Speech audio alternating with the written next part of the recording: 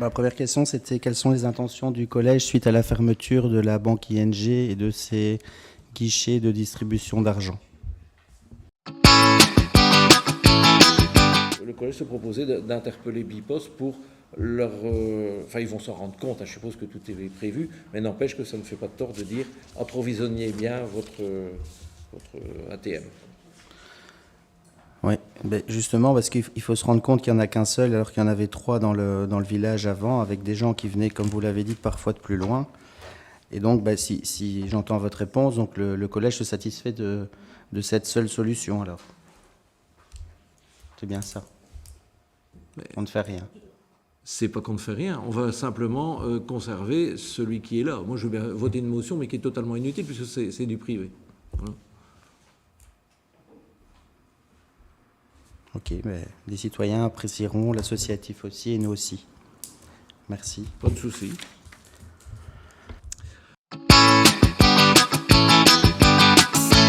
Il serait effectivement intéressant de négocier avec Batopin la mise en place de distributeurs dans le nord de l'entité, par exemple Ouez, à côté d'un axe important vers Tournai, et de demander à la Poste d'augmenter son offre. L'ouverture du SAS, l'augmentation de l'approvisionnement et pourquoi pas un deuxième appareil.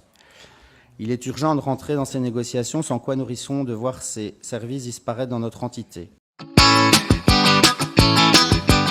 Je rappelle qu'il y a une obligation, c'est d'avoir un distributeur par commune.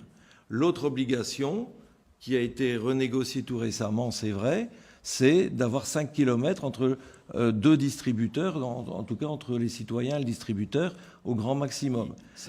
Et moi j'ai demandé, ben voilà, qu'est-ce que pourrions-nous faire? Il me dit, vous pouvez toujours faire installer vous-même en collaboration avec une banque ou avec un consortium comme Batopin ou autre, Jofico, vous pouvez toujours créer un point de distribution. Si vous mettez à disposition un local, ça vous coûtera 60 000 €. Si vous créez un kiosque, ça vous coûtera 80 000 €. Et naturellement, il y a des frais de maintenance qui sont au minimum de 15 000 € par an. Moi, voilà, en tant que commune, je ne veux pas me substituer à un travail privé qui va rapporter au privé. Donc, voilà. Mais vous avez agi, mais vous n'avez pas la volonté que ça fonctionne. Moi, je vois bien que le bourgmestre de la commune d'à côté, il s'est battu pour avoir cet appareil et il l'a reçu. Je mets au vote. Qui est pour cette motion? Qui est contre? Qui s'abstient? 2 abstentions.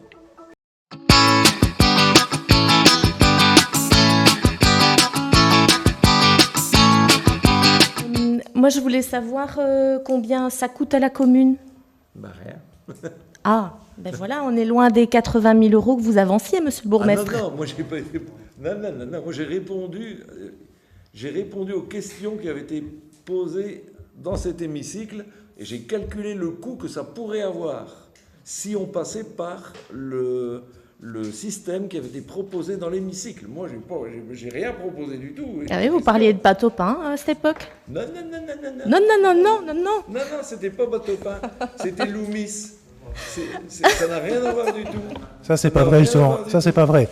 Vous aviez parlé, effectivement, dans les journaux, dans la presse, d'un prix bien plus élevé pour l'installation d'un truc. Et c'est pour ça que nous avions réagi en essayant de trouver une alternative. Mais le montant initial, vous l'aviez estimé à beaucoup plus élevé.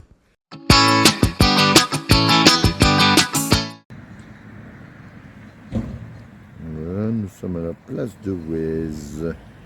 Mais où est passé ce Batopin?